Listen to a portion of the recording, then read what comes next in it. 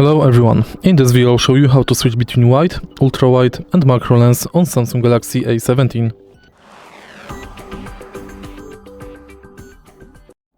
In the beginning, we have to enter camera.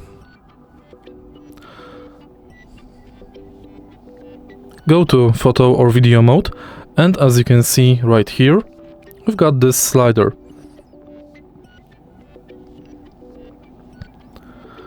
Slide through the slider to select wide, ultra-wide, lenses.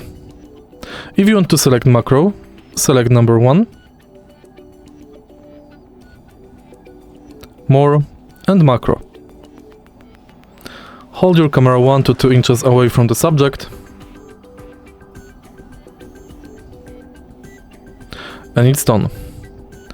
If you find the video helpful, please leave like, comment and subscribe.